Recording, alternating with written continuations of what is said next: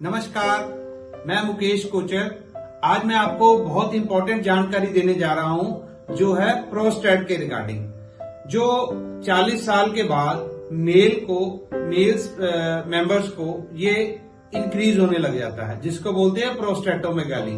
तो prostate enlargement होना एक आम बात हो गई है। उसका मेन रीजन जो हमने देखा गया कि अगर हम 15-20 साल पहले देखें तो अपने बुजुर्ग जो फादर्स या दादाजी को नहीं होता था।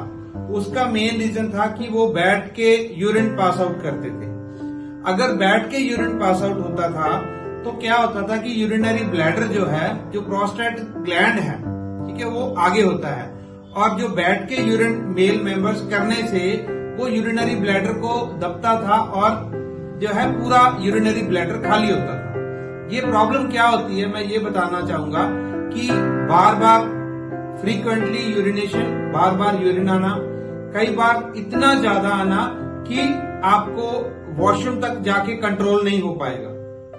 तीसरा, सम टाइम आपको छींक आए, खांसी आ जाए तो ड्रॉप गिरता है। जो फीमेल्स हमारी बहनें माताएं होती हैं उसमें वो इनकॉन्टिनेंस यूरिनेशन जिसको बोलते हैं, वो यूरिनरी ब्लैडर के वीक होने की वजह से होता है। लेकिन जो मेल्स मेंबर को है, इनका प्रोस्टेट ग्लैंड इनलार्ज हो जाता है, बढ़ जाता है। तो what will be happen when it will be enlarge?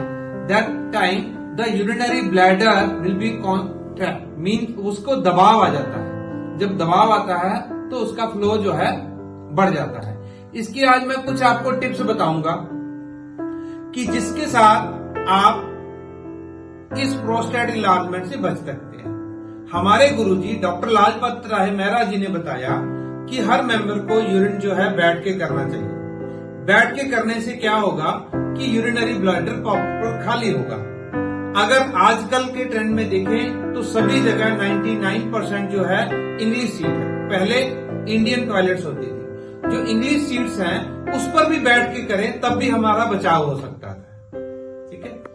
दूसरी बात, बहुत इंपॉर्टेंट बात है, ये जो यूरिन है, जो मेल्स मेंबर है आफ्टर 40 जो यूरिन पास आउट करने जाएं तो एकदम रश में ना हो, जल्दी में ना करें। जब यूरिन पास आउट होता है कि यूरिन जो है आपके यूरिनरी ब्लैडर के थ्रू आपके पेनिस से निकल जाता है, लेकिन क्या है उसके बीच में एक यूरेथ्रा होता है।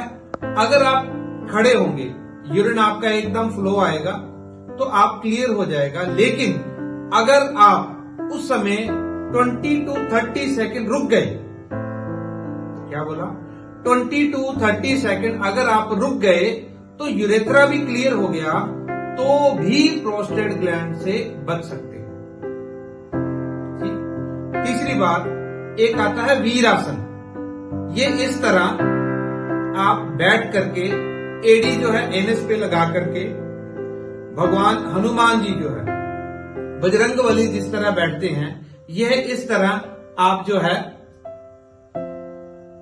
आसन करेंगे, जो जिसको वीरासन बोलते हैं। उससे भी यूरिनरी जो है प्रोस्टेट ग्लैंड इनलार्जमेंट कम होता है। तीसरा है कि आप ये जिनका इनलार्जमेंट हो गया है तो must you have come to know कि पीएसए तो नहीं बढ़ रहा।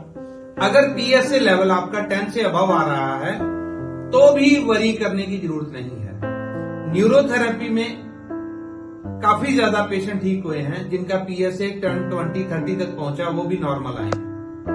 और आपको ये न्यूरोथेरेपी का ट्रीटमेंट है वो भी आप ले सकते हैं और इससे आपको ठीक होगा।